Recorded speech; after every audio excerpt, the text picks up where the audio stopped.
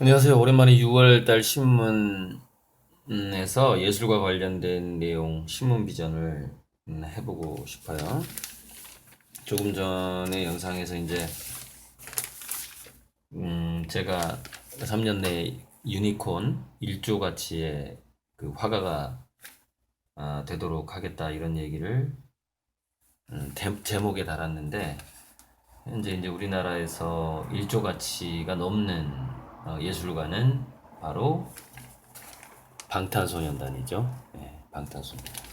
방탄소년단에 때문에 이제 그 회사가 현재 어떤 어, 어떤 가치를 1조 2,800억, 현재 1조 2,800억에서 그 두 배 정도, 2조 3천억 정도까지 사이로 추정이 된다.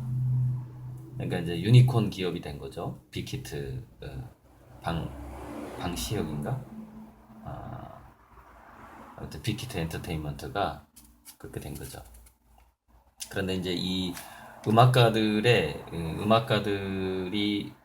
그러니까 예술가들 중에서 이제 음악 쪽, 이렇게 특히 팝 쪽의 가치를 계산하는 거하고 또 화가의 또 가치 계산하는 거는 많이 다르겠죠. 왜냐면은 그 가치가 상승한다거나 이렇게, 또 이제 화가는 그림이라는 어떤 제품이 있고 뭐 1차 저작물, 2차 저작물 있고, 그러다 보니까 뭐 계산법은 많이 다를 겁니다만, 그 부분은 뭐 저도 확실하게 정리된 게 아니니까 넘어가고요.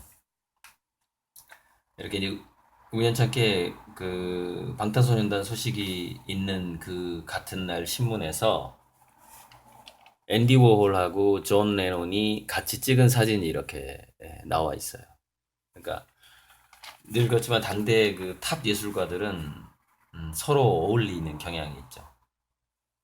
저 같은 경우에는 뭐 가수보다는 영화 배우하고 좀 나중에 어울리게 되지 않을까 하는 그런 생각도 하고, 뭐 가수라고 한다면은 고등학교 후배인 뭐 싸이 정도는 같이 사진을 찍어볼 수 있지 않을까, 뭐 글쎄요.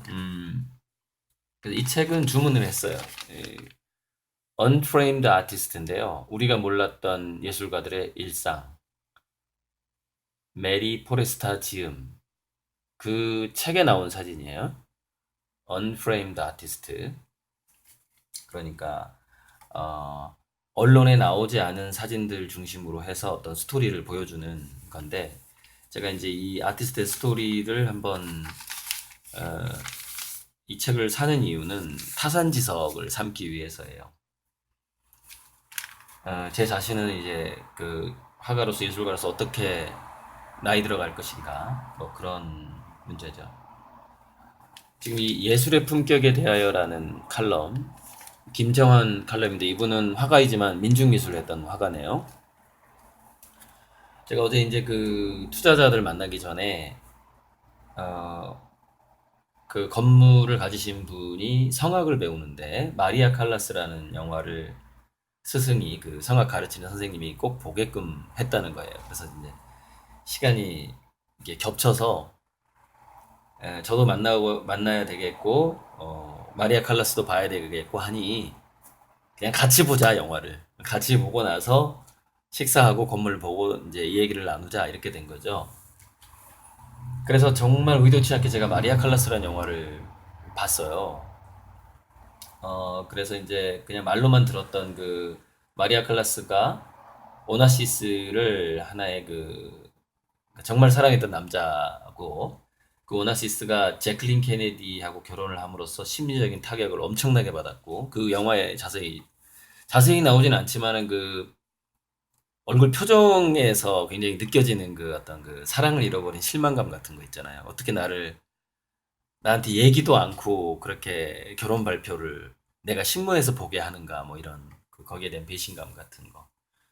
그거를 이제 이 마리아 칼라스가 살아있을 때 에, 일기라든가 편지를 그 영화 감독이 육성으로 읽게 만든 거죠. 그러니까 마리아 칼라스의 그 다큐멘터리 영화를 만들어야 되겠다는 기획을 가지고 살아있을 때 접근했던 어떤 영화 감독이 있었다라고 봐야 돼요. 그렇지 않으면 그런 영화가 나오지 않겠더라고요. 그때는 유튜브가 없던 시대니까. 근데 지금은 유튜브가 이렇게 있고 기록이 남기 때문에 나중에 저에 대한 영화가 나온다면 유튜브 영상만으로 편집하면 그냥 2시간짜리가 나와버리는 거죠. 음, 그래서 이제 제가 느낀 게 마리아 칼라스가 만 53세, 우리 나이로 54세에 자택에서 죽었는데, 음, 이제 다시 가수로 재기하고자 하는 뭐 그런 노력을 끝까지 하다가 죽었다 이렇게 얘기를 해서 자살인지 아파서 죽었는지가 영화에서는 분명하게 나오지 않아요. 그래서 그 부분 잘 몰라요. 잘 모르겠고. 며칠 전에 이제 저랑 학교를 같이 다녔던 그 같은 학번의 형이 뭐 병으로 또 죽었어요. 근데 이제 우연치 않게 마리아 칼라스가 죽었던 나이랑 비슷해요. 54세. 근데 저는 이렇게 생각했거든요. 저는 제 화가로서의 전성기가 55세에 온다고 생각을 했거든요. 이제 지금 이제 시작인 거고. 그런데 이제 마리아 칼라스의 죽음을 보면서, 그리고 거기에 그 사랑을 잃어버린 것이 상당히 심리적인 영향을 주었고, 심리적인 타격을 주었고, 그리고 이제 그 비슷한 나이에 얼마 전에 그 돌아가신 같은 학번 형도 심리적인 타격이 원인이 돼서 암이 발병돼서 죽었다. 이렇게 이제 평을 합니다. 동료들이. 근데 그 심리적인 타격에 마리아 칼라스도 그렇고 그 형도 그렇고 동일하게 끼어 있는 존재가 있어요. 그게 이제 로맨스죠. 이성, 이성에 관한 어떤 처세 같은 거죠. 근데 이게 이제 이 피카소의 성공과 실패라는 책을 쓴 미술평론가 존 버저가 이런 말을 했다는 겁니다. 이 사설에 나오는 얘기. 예술의 품격이라는. 꽤 길어요. 이게 꽤 긴 내용인데 피카소는 실패했다고 본다는 거예요. 존 버저가. 이거는 그 피카소가 당대에 얼마나 많은 돈을 벌었고 하는 거는 예술의 품격에 있어서는 그것은 돈이나 권력이나 지식은 뭐 관계가 없을 수 있는 것이죠. 그러면 예술의 품격은 과연 어, 어디에서 나오는가? 이 사람이 이렇게 얘기합니다. 1차적으로는 관객과 그 화가의 소통이 굉장히 중요하고 또 예술가는 배려와 공감 능력이 있어야 되는데 그 배려와 공감 능력에 있어서 독서는 굉장히 중요하다. 그러니까 독서는 세상에 대한 경청이라는 거예요. 그것, 그것은 세상에 대한 공감 능력과 관계되는 거라는 것이죠. 그래서 예술가가 그 책을 본다라는 것이 그 그 그림의 어떤 예술품의 품격에 굉장히 중요한 그 영향을 주는 것이다. 그것이 이제 그 우리 일랑 이종 선생님도 저한테 굉장히 강조했던 부분이고 공부 열심히 하라고 그 어떤 책 보고 그런 걸 강조했었고 그것은 이제 동양에서는 그 전신사조 어떤 정신 보이지 않는 이상적인 세계를 그림에 담아낼 수 있어야 된다. 그걸 전신사조라고 불렀고 또 그것을 의경이라고 불렀죠. 뜻, 어, 뜻의 풍경이란 뜻이거든요. 의경. 의경을 그림에 담아낼 수 있어야 된다. 근데 그렇게 하려면은 역시 자연에 대한 공감이라든가 타인에 대한 공감 능력이 있지 않으면 그 소통 능력이 있지 않으면 그걸 담아내기는 어렵다라는 것이죠. 그게 이제 그림의 품격에서 굉장히 중요하고 피카소를 실패했다고 보는 이 평론가는 무엇 때문에 피카소는 실패했느냐? 스토리에서 실패를 했다는 겁니다. 피카소는 말년에 매너리즘에 빠졌다라고 평가를 하는 겁니다. 그리고 매너리즘과 부에 속박되었다. 그러니까 돈이 많아진 것에 그걸 극복하지 못했다라는 것이죠. 피카소가 이렇게 평가를 하고 있어요. 그러면 저 같은 경우에는 자 피카소가 말년에 매너리즘에 빠졌던 대부분의 그 이유는 아니겠지만 저는 피카소가 아름다운 여성과의 그 관계, 모델과의 어떤 얼마나 깊은 사랑이었는지 그건 잘 모르겠고 모델과의 어떤 그 사랑 또는 젊은 그 연인과의 사랑. 피카소의 연인이 한 10명이 있었다고 하는데 그 피카소 연인의 그 10명의 나이를 제가 합산해서 평균을 내본 적이 있었거든요. 28.5세가 나옵니다. 피카소는 평생 28.5세의 그 여자만 사귀었다고 봐야 되는 것이죠. 음, 그래서 그 어떤 로맨스에서 영감을 얻고자 했던 사람의 마지막은 끝은 예술가라서 그렇게 썩 좋지 않을 거라는 느낌이 마리아 칼라스 영화를 보면서 제가 느낀 거예요.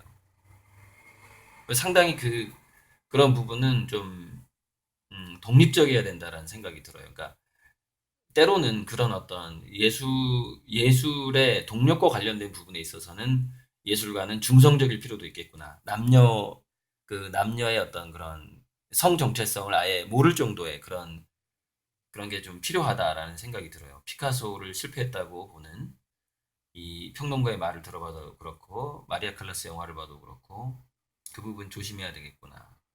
얼마 전에 이제 돌아가신 과 선배도, 예, 같은 학번인데, 아무튼 나이가 많은 형인데.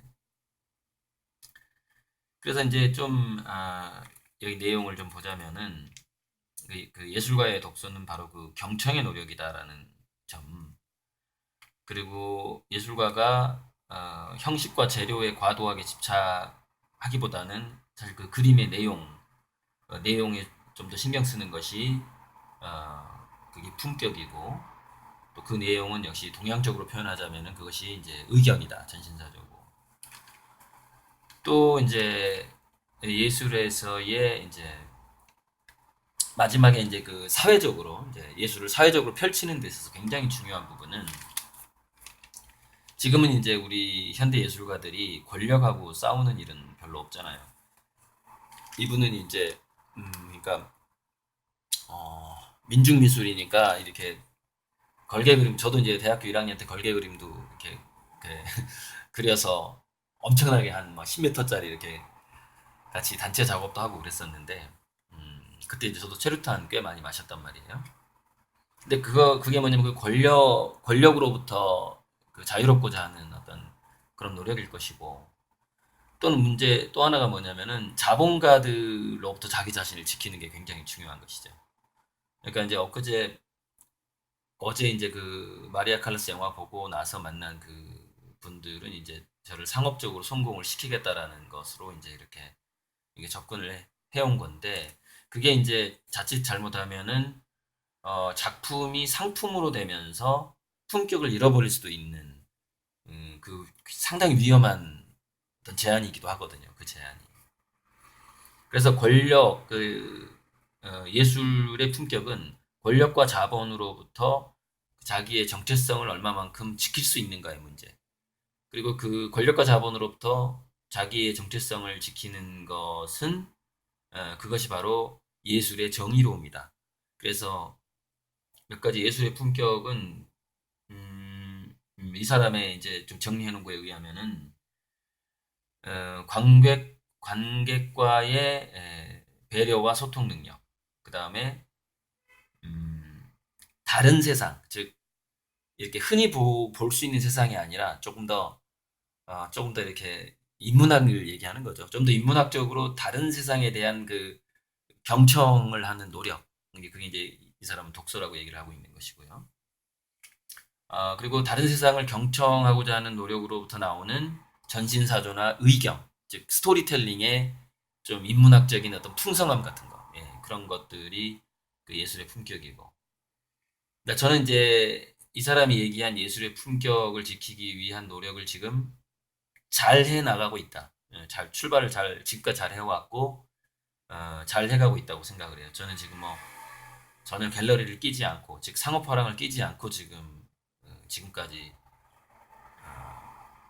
해왔으니까요. 잘 해왔으니까요. 그리고 이제 아무튼 관객들하고 소통을 하기 위한 노력으로 그림값도 싸게 하면서 또 막 할부도 이렇게 100개월 할부까지 하면서 이렇게 그림으로 소통하고자 하는 노력을 하고 있죠. 끝으로 이제 그 피카소의 실패해서 타산지석으로 저는 배워야 된다고 생각해요. 피카소는 왜 말년에 매너리즘에 빠지게 되었는가? 즉 스토리텔링 능력이 약해졌다는 얘기죠. 그 피카소는 너무 부자가 됐기 때문에 그 부로부터 자기가 눌려버리는 어떤 그런 일이 있었다. 저는 제가 이제 저의 모든 전 재산을 이렇게 기부하겠다고 계속 얘기하고 있죠. 어쩌면 어, 이렇게 저 또한 부를 축적해 나가다 보면은 피카소와 같은 그런 어떤 부에 눌리게 되고 속박되고 또 그렇게 함으로써 어떤 창의성이라든가 천재성이 더 사라져가고 매너리즘에 빠지게 되고 그렇게 되겠죠. 그리고 이제 피카소에게 배울 거 타산지석은 여자로부터 어, 여자나 로맨스로부터 어떤 영감을 얻고자 하는 것을 것은 그렇게 좋지 않다. 좋지 않다. 이런 것들은 제가 꼭 참고해야 될 부분인 것 같습니다. 그 마리아 칼라스의 천재성의 경위를 표하면서 그 참 50대 초반에 예, 갔다라는 그 점에 대해서 참 아쉽게 생각을 합니다. 저는 어, 신께서 장수를 허락해 주시고 그리고 본격적으로 이제 54세, 55세부터 제가 오래전부터 맘먹었던 대로 그 저의 본격적인 국제적인 화가로서였던 전성기가 올 수 있도록 그런 운명이 예, 허락되기 바라면서 신문 비전 마칩니다.